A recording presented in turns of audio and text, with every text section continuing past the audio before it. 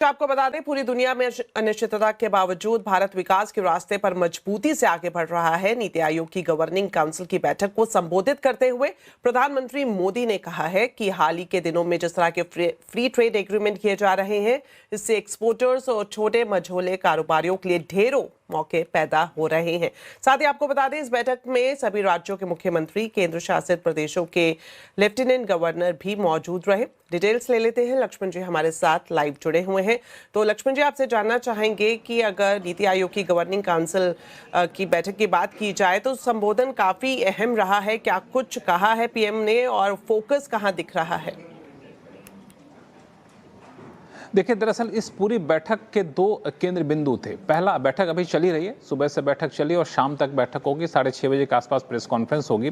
लेकिन इस बैठक में प्रधानमंत्री पूरे दिन बैठे रहते हैं, सभी राज्यों के मुख्यमंत्री हैं और मुख्य फोकस दो चीज़ों पर। पहला कि जो इस विकसित भारत का लक्ष्य रखा गया है 2047 तक के लिए, उसमें राज्यों की भागीदारी कैसे बढ़ाई जाए, राज्यों की साझेदारी कैसे बढ़ाई जाए, उस पर काफ़ी ज़्यादा फोकस रहेगा। अपने शुरुआती भाषण में प्रधानमंत्री मोदी ने इसको जोर देकर उल्लेख किया और कहा कि नीति आयोग एक बेहतर प्लेटफॉर्म के तौर पर, कारगर प्लेटफॉर्म के तौर पर उभर कर सामने आ सकता है।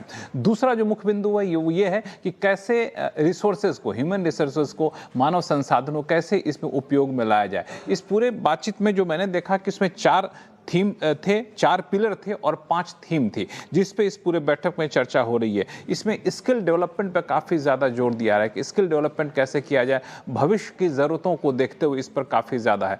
ह्यूमन रिसोर्सेज को डेवलपमेंट कैसे किया जाए, इस पर काफ़ी ज़्यादा फोकस है। प्राइमरी एजुकेशन, हायर एजुकेशन, इसको कैसे आधुनिक बनाया जाए, आधुनिक ज़रूरतों के हिसाब से इसको किया जाए, इस पर काफ़ी ज़्यादा फोकस है। साथ ही साथ इसमें यह भी कहा गया कि रोजगार देने के लिए मौके कैसे पैदा करना है, युवाओं को कैसे इस हिसाब से तैयार करना है, इसके लिए क्या कदम उठाए जाने चाहिए। तो ये सारी चीज़ें यहाँ पे चर्चा हुई है। साथ ही साथ जो मैंने पहले भी कहा, फ्री ट्रेड एग्रीमेंट की चर्चा यहाँ भी हुई है। कैसे छोटे मझोले कारोबारियों को, एक्सपोर्टर्स को इसका फ़ायदा उठाना चाहिए, इस पर काफ़ी ज़्यादा फोकस में है। और केंद्र बिंदु, जैसा कि मैंने कहा कि ये ह्यूमन रिसोर्सेज के डेवलपमेंट के लिए, मानव संसाधन का डेवलपमेंट के लिए, स्किल डेवलपमेंट, एजुकेशन, दो एक मुख्य केंद्र बिंदु है इस पूरे बैठक का। और शाम में मुझे लगता है कि यहाँ से कुछ ठोस नतीजे निकल कर आएंगे कि आगे की रणनीति राज्य सरकार और केंद्र सरकार मिलकर के क्या बनाने वाली है। जी बिल्कुल, शुक्रिया लक्ष्मण जी, दोनों खबरों पर पूरी जानकारी देने के लिए।